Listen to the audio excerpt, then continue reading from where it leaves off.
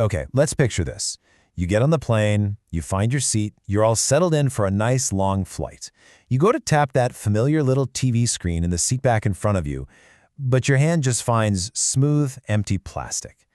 Yeah, that's a feeling a lot of us are getting more and more these days. So, what's the deal? Where do they all go? Well, you're not imagining things. A lot of airlines, especially on certain types of flights, are ditching those screens on purpose. And the reason why? Well, it points to this huge strategic shift that's happening thousands of feet in the air. You see, we're in the middle of a big change. Away from that traditional screen the airline gives you to a model the industry calls Bring Your Own Device, or BYOD. Basically, the entertainment system that used to be built into the plane is now that super high-def screen you're already carrying around in your pocket. Now, to really get why this is happening, you've got to understand a basic fact about flying. Not all airplanes are built for the same job. The whole answer really starts with what that specific aircraft was designed to do in the first place. Okay, so check this out. It really boils down to two types of planes. You've got your narrow-body jets, the Boeing 737s and Airbus A320s. They're the workhorses for shorter domestic flights. Then you have the wide-body giants, like the 777 or the A350, that are built for those super long international marathon flights. And that right there, that difference in mission, is exactly why you see wireless systems on the short flights and the classic seatback screens on the long ones. So for the airlines flying those shorter routes, especially the low-cost carriers, their whole business is built around one thing: having a cost advantage.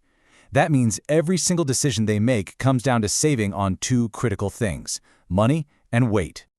Let's talk money first. To install those traditional seatback screens on just one of those narrow-body planes, you're looking at anywhere from $2 to $5 million. So if an airline has a fleet of, say, 50 planes, that's $250 million just on TVs. And then there's the weight.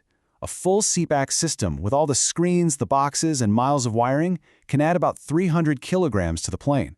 And in the airline world, weight is everything.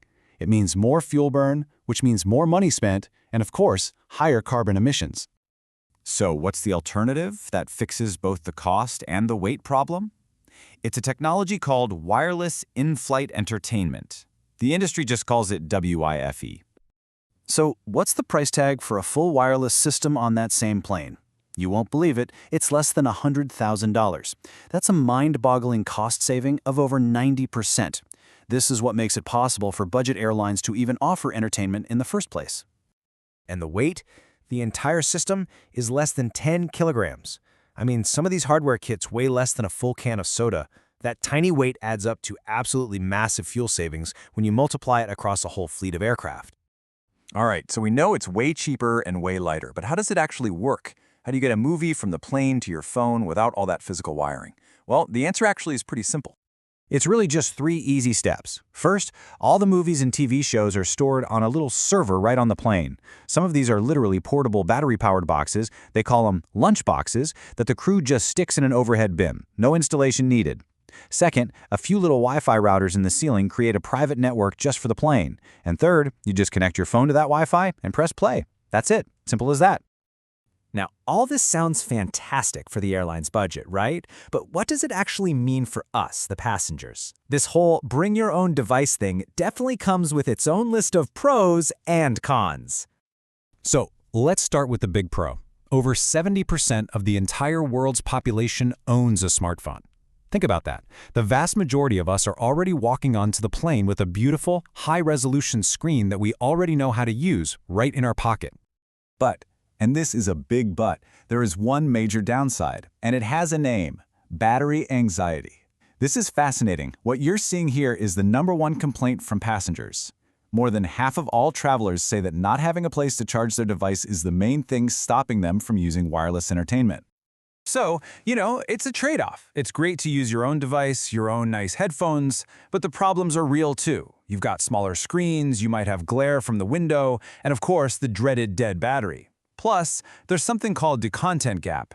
The built-in screens have higher security, so they can show those brand new blockbuster movies way earlier than they're allowed to stream them to your personal phone. The good news is, the smart airlines know these are real problems and they're trying to fix them. They're going back and putting modern USB-C ports and even regular power outlets in the seats. And some are even offering to rent or loan you a tablet if you forgot yours or your battery died. So, What's the final verdict? Is the seatback screen dead? Well, not quite. The future isn't really about picking one system over the other. It's actually about blending them together.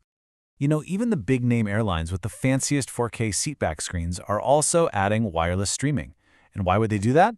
Because they know that almost everybody, we're talking like 97% of passengers, is bringing a phone or tablet on board anyway. People just like using their own stuff. So the best-in-class airlines are moving to a hybrid model that gives everybody what they want. And that really brings us to the big final question, doesn't it? As our phones get even better and the planes we fly on get more connected, are we just heading toward a future where the best screen on any airplane is always going to be the one you brought with you from home? Something to think about next time you fly.